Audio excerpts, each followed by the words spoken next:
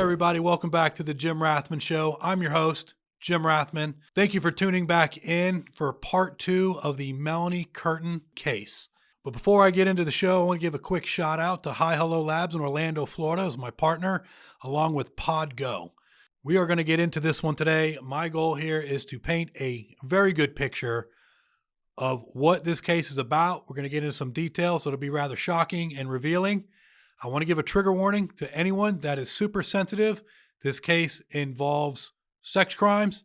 It involves children. There's just a lot of information. So if you have sensitive ears, just know you got your warning. Now, to recap last week's episode, we talked about Melanie Curtin and how Melanie Curtin got tied up in this case and was arrested. She was arrested in January of 2020 while stepping off of a cruise ship. She was tied into this case because of Denny and Cynthia Perkins and their disgusting, horrendous crimes against children and adults.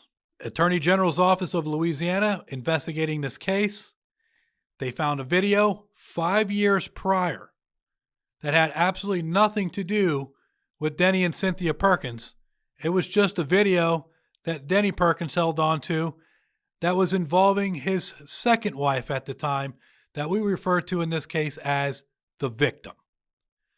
So as we get into this, we talked about how Melanie Curtin, the video, what portrayed, what was put out, smeared in the media, smeared all over national news. She's the third person involved in the case when she's not. They have now made the victim seem like this very humble, very down to earth, totally against a lifestyle of that would be known as an open relationship or swingers. In fact, she is completely and utterly against it. But is that actually the case? By the end of this part 2, you're going to know what I'm talking about. So, we are getting closer to the trial of Melanie Curtin. Again, Melanie Curtin was this video, this 17-minute video that we're going to take a deep dive into. It involves a threesome that happened November 8th of 2014. That is the night that LSU played Alabama. And as I stated to you on part 1, Melanie Curtin was invited over multiple times by this said victim, who was her friend, to meet up with her and Denny Perkins. Melanie went to this residence with her son. Son fell asleep on the couch. Melanie had a mixed drink. Things got strange after that. She goes to the hospital the next day. She's at the emergency room. Severe back pain, chills, throat swollen, extreme headache. She's going through it. Didn't know at the time that it may have been that she was drugged, but her signs and symptoms are most certainly that of somebody that could have been drugged. Let's fast forward this. She's getting ready for trial now. Now we're talking about 2020, 2021 time frame. She's getting ready to go to trial in Livingston Parish. The presiding judge in this case is Brian Abels. A lot of the evidence, or exculpatory evidence, that Melanie Curtin had is being completely excluded. Denny Perkins' internet search history, videos, prior victims that knew they were victims because they were either drugged. It was known Denny also was the head of narcotics at the time, so he could have had access to some of these narcotics that may not have ever been turned in on previous cases. And sure enough, Melanie Curtin is standing trial without any type of defense. She's been completely smeared publicly, smeared in the community, death threats to her, death threats to her family, death threats to the bail bondsman that bonded her out. She's going through it in some sort of way. Meanwhile, the victim in this case clearly doesn't want to testify, knows that Melanie's her friend, but for some reason is relatively being forced. And that's my opinion, but she's being forced to testify because she's already turned over a phone that had exculpatory evidence in it 1 week prior to the original trial. But it's still proceeding forward. So what does the Attorney General's office do at this point? Let's go over it. She starts the trial. The jury members are picked. The text messages that were recorded, that were recovered, that were given were only showed not all the text messages and all the text history, just some. But there was a lot of information that was withheld from the jury. Some of that could be the fact that the Attorney General's office wanted to believe that what Melanie was experiencing 5 years prior in November 9th now of 2014, the day after this incident took place and that morning, was food poisoning. Food poisoning. Back pain, chills, severe headache, chest tightness, food poisoning. So the jury doesn't get to know all about the emergency room visit. They're only shown so much of the text messages. Not all the text messages, just some of the text messages. They have a witness that they bring in that they paid $13,000 for. This particular expert witness in this trial is Patricia Williams. I have a problem with this one. Patricia Williams is a toxicology expert, okay? Somebody that reviews labs, things such as that. Toxicology expert. Yet this toxicology expert is now talking about things with Melanie's eyes from a still photo. Okay. In law enforcement, we pull somebody over for driving while intoxicated. We will give them field sobriety tests. And one of those, when you see us with the pen go like this and you follow it with your eyes, you're looking for what's called horizontal gaze nystagmus, which means the eyes will involuntarily kind of shake a little bit. Okay. That's what you're looking for. When you get to a certain point, see if it shakes a little bit, and that would determine some level of impairment. They hired an expert witness that they paid $13,000 to, who is, or roughly $13,000 to, that is claiming to be an expert in this horizontal gaze nystagmus as a toxicology background from a still photo. Help me make sense of that. How does somebody say that they can recognize impairment through a still photo at the trial? And then when they had to go through the videos to try to find an example of this said impairment, it can't be found. Yet, that was used as an expert again of toxicology. All right. But this person is talking about the eyes. Melanie goes ahead and had spoken to an advocate for well over a year. An advocate to speak on her behalf because it wasn't beneficial for Melanie to take the stand during her own trial. So there was an advocate for abused women that are, whether it's from domestic violence, narcotics, any type of abuse, right? This lady is a counselor in abuse. She gets on the stand. She was asked 3 questions. All 3 questions are completely objected to. Okay. And now you can't allow, they get her off the stand. She's apparently doesn't have all the proper credentialing according to the Attorney General's office. So she is now removed as being a witness or speaking on behalf of Melanie Curtin. They then decide to, again, as I had mentioned earlier about smearing. Okay. When you talk about a smear campaign, you're creating a narrative to fit that specific need. So what do?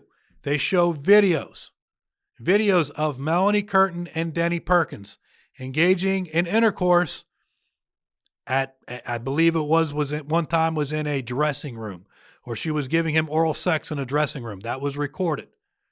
Okay. They played that. They played a couple of different videos to make Melanie look terrible. But on the stand, when this victim, that was his second wife, the ex-wife, she, on the stand, has never engaged in any type of activity outside of a traditional relationship, a traditional husband and wife, where, you don't bring anybody else in. There's no open relationship. There's no, no swingers, no situational ships, none of that. They are true to one another. That is how they brought her on the stand. That is how they portrayed her. That's how they made it all completely sound. They then go on to play this 17-minute video. 17-minute video. Which on the surface can look bad if the jury doesn't know the whole truth. If the jurors don't know what the fetishes are. The jurors don't know the types of role plays they've played in before. The jurors don't know all the other victims and the same similar role playing and the same set of similar patterns. All of that is completely left out. Yet there's a 17-minute video, and I have spoken to a juror member after this trial that has actually seen the video and seen it in depth and is able to describe what this juror member saw. Because when I talk about a bamboozle of a case that has completely blocked out exculpatory evidence, blocks out somebody having a defense, strictly goes into this case and leaves information out that would be known for the that would be actually extremely important for the jurors to know if you truly want to be fair and impartial. But that's not the case here. 17-minute video gets into graphic details. I'm going to get into it because this is going to be words from the juror. This juror, and we refer to him as juror number 3, went on to describe afterwards what they saw in this video. The victim, laying down on a bed, naked, blanket covering shoulders above the head. Melanie Curtin in just a sweatshirt. And Denny Perkins. The victim was laying on the bed. Melanie Curtin was on her was in between providing oral sex, and Denny Perkins was behind her. It looked like the victim was completely unconscious, left hand laying underneath the body. But there was this particular juror paid attention to the details of the video. The reason being, this juror member used to work out of prison. And when they used to do their night rounding, right, how do you check to make sure that the prisoner is okay? They would watch the chest rise, make sure they're breathing, and then move on to the next one. When he watched this video, his training had him look. It looked very much unnatural. You're not really seeing any movements. Nothing. However, as the video progressed, there was a difference between Melanie and the victim. The victim didn't have any nail polish on. Melanie Curtin had dark nail polish on. Why is this important? This is important because as the video plays, you know that hand I was saying that was underneath the victim? She was kind of laying on her hand. She was using that hand and rubbing on Denny's leg. She was fondling him. There was no nail polish on those fingers. There was a time that Denny Perkins slipped out, and she then goes and excites him again with her hand and reinserts him back in there. There is also another time where she's rubbing the hair of Melanie. Melanie has long blonde hair. Denny Perkins is bald. Now, there was also a time just past rubbing Melanie's hair. Right after that, because it is completely dark in this room, it's as if she's reaching, trying to find where Melanie's head is at. She's looking for Melanie. She doesn't find Melanie. Denny then places her hand back on the stomach, and they continue. So what does that tell you? If a person is completely unconscious, dead to the world, as portrayed from the Attorney General's office, would she really be able to know that he has slipped out and now has to excite him to slip back in? She had done things throughout the entire threesome with her hands. You can distinguish between whose hands are whose if you are truly unconscious and drugged. As much as being said, would she really have been able to rub at the time her husband's legs or fondle his balls, insert it when he slips out to reinsert back in, to be able to make those efforts, to be able to rub on Melanie's hair, knowing that it's going to be a female's hair, her husband's bald, and then looking for her before Denny puts her hand back on the stomach and continues until he finishes. That's what took place in this video. If you pay close attention, juror number 3 specifically said this looked completely like fantasy and like role-playing. So let's go ahead and get past the actual in-depth part of the trial where all this exculpatory evidence that Melanie was trying and her attorneys were trying to get in prior to the trial. Jurors go back for deliberation. They're back there deliberating. It's mixed. There's a couple of them that don't think she's guilty. Then the rest of the jurors think that she is guilty. They start talking. They start going through the points. What exactly had happened here? They watched the video a second time. This juror member, juror number 3, requested the video to come in again, showed everybody what his thoughts were on the video, what he was seeing, pointed it out to other juror members. They could not find an answer. They could not come up with a unanimous decision. This went back and forth, to the point where juror members started becoming violent. They started yelling at one another. There was threats of violence. They wrote on a piece of paper that was hand-delivered to the judge that specifically said, "We, the jury, cannot," and underline the word cannot, "come up with a verdict." Then it was sent back, which happens. The judge sends back to the jurors, stay in there until you have one. Should have been a hung jury at this point, but they're going to go back and deliberate some more. Now the threats of violence is happening. Now the other person that thought Melanie wasn't guilty, now this juror is the only one. Juror number 3 is the only one that feels Melanie Curtin at this point is not guilty.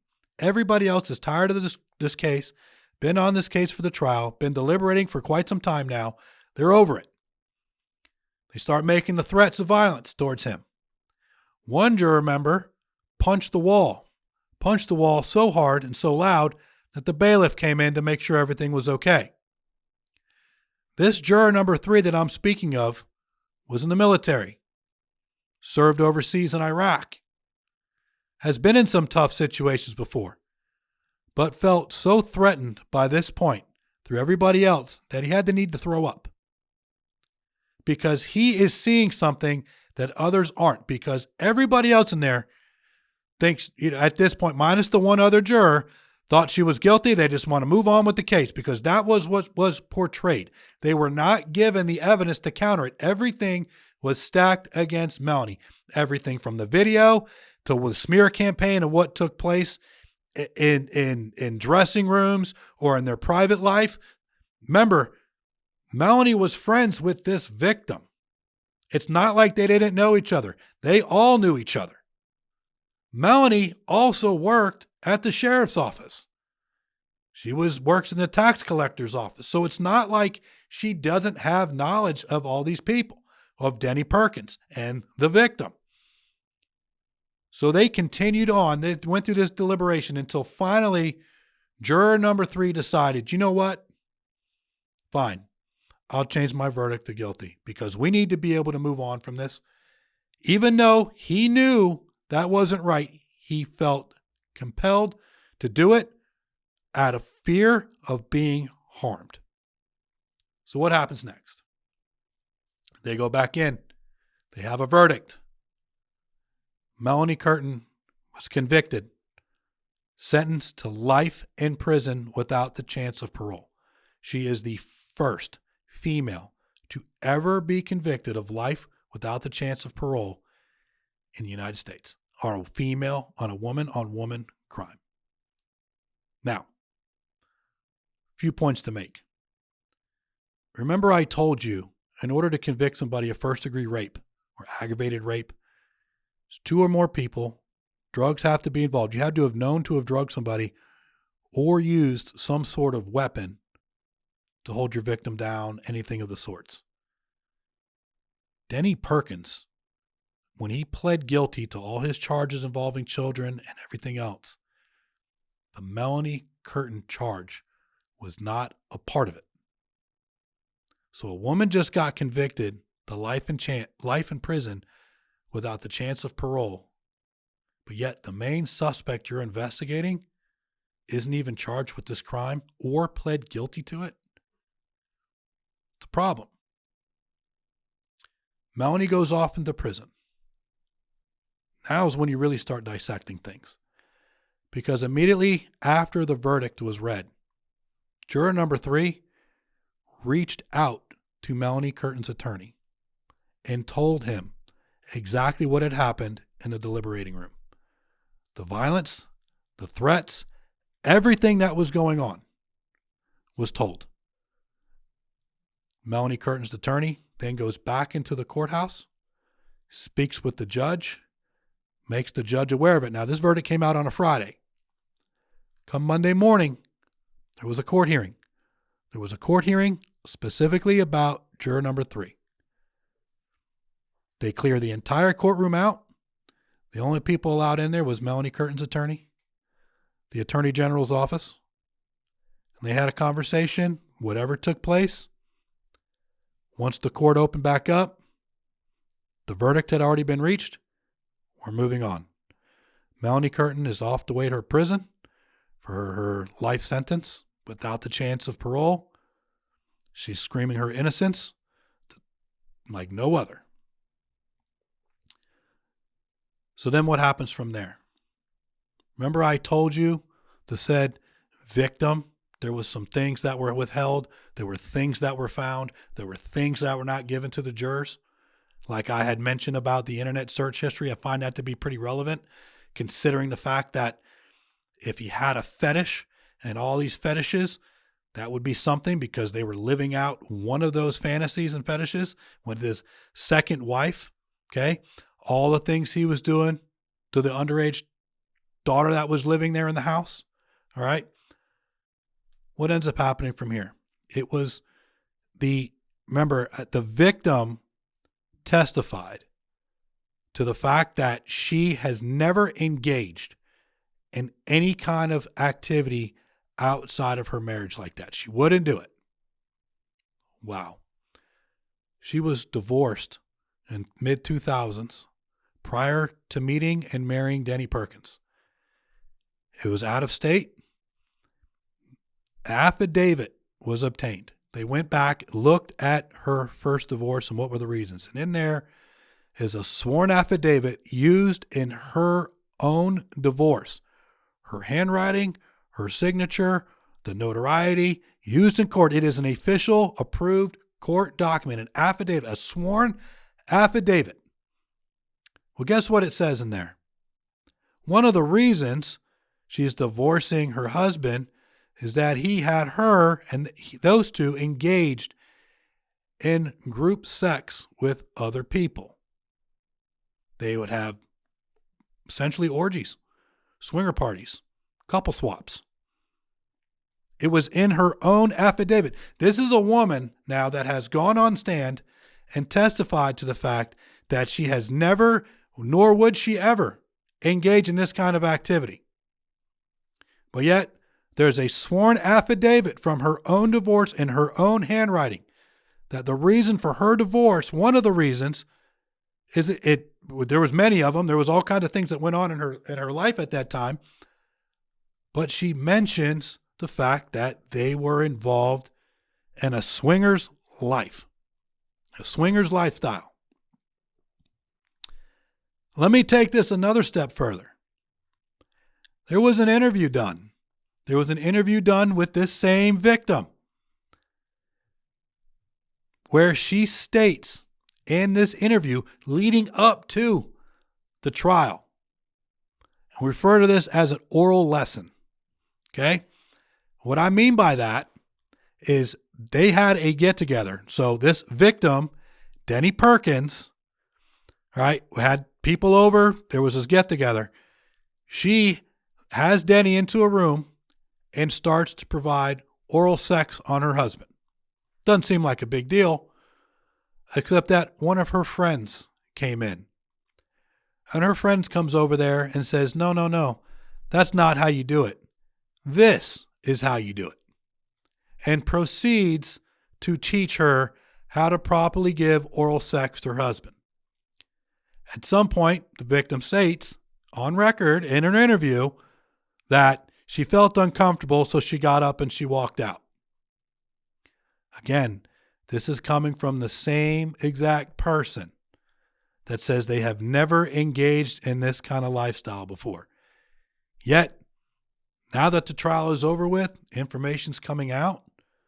You had already mentioned this in an interview that you had provided an oral lesson or you had a friend teach you how to give your husband a blowjob. That is legitimately what happened. Oh, and then the affidavit in another state where you go ahead on your record in your own divorce and talk about engaging in sexual activities with some people outside of your husband, but yet you just went on stand in a trial where a woman was convicted of life without the chance of parole based on your testimony. And your testimony is that you would never, ever do such a thing. But yet here we are. I find that to be a big problem. It's perjury.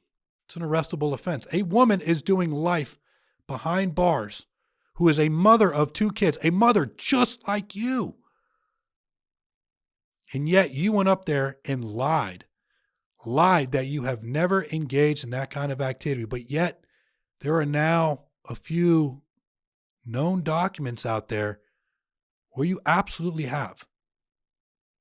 So again, perjured yourself.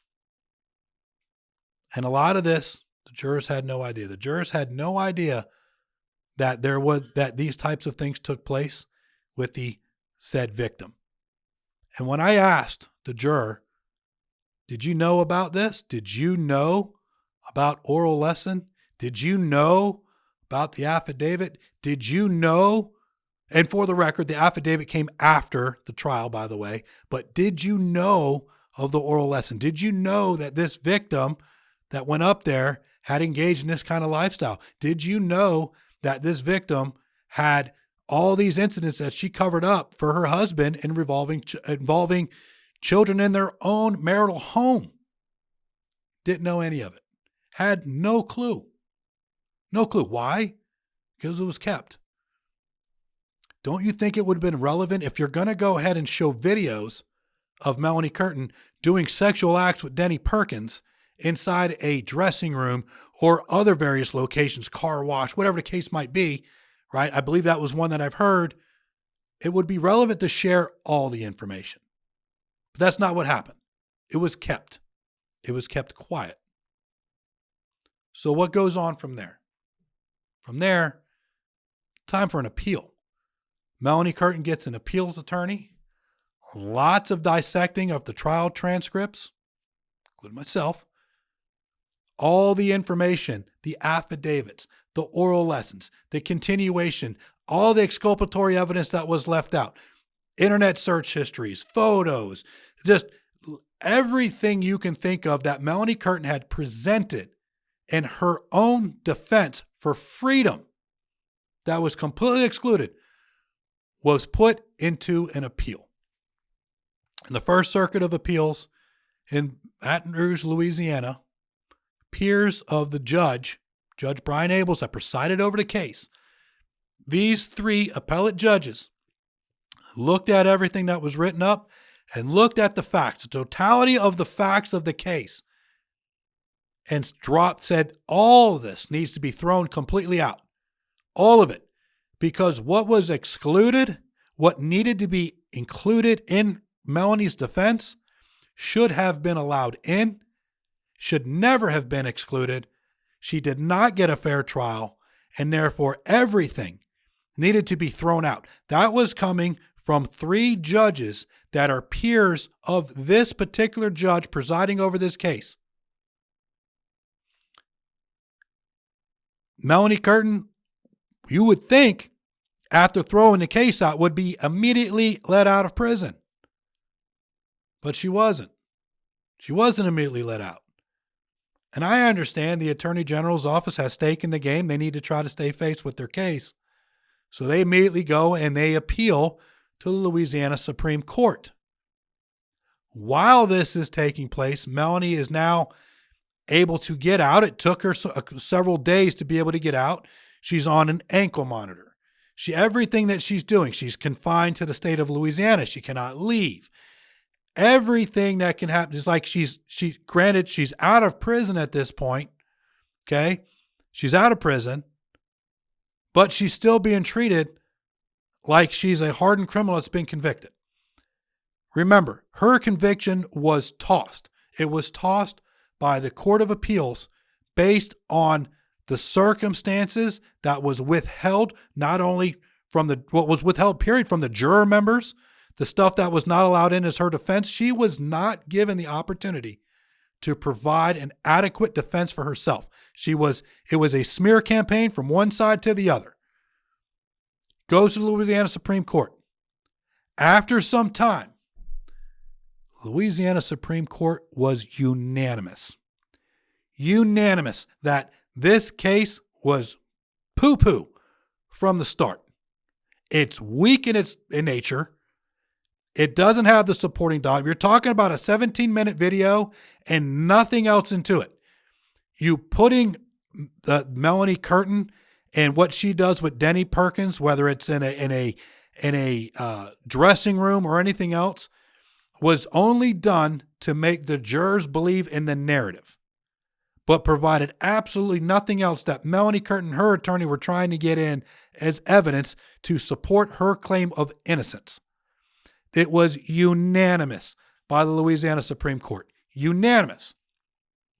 So at that point, Melanie Curtin is now allowed to leave the state of Louisiana. She then goes and resides in another state, but still has this ankle monitor on that she's got to pay for continuously, while the Attorney General's office figures out, do we want to continue with this case? Do we want to bring it back to trial? They have said it from the beginning that they were going to bring this case back to trial. But there were some legality things that they're going to have to do, because now, in order to push this trial forward for a second time, needs to be allowing all the evidence that was excluded. I'm going to put a pin in it right here. I'm going to stop. And I want you to join me for part 3. And in part 3, I'm going to uncover what that evidence was that was excluded completely from the record, and why it makes sense, and the tough time that the Attorney General's office is going to have now knowing what the true facts are to their said victim. We'll see you again soon. Again, shout out to Podgo, Hi Hello Labs in Orlando, Florida. Follow me on Instagram, The Real Jim Rathmann. You stay tuned. I will see you next week for part 3.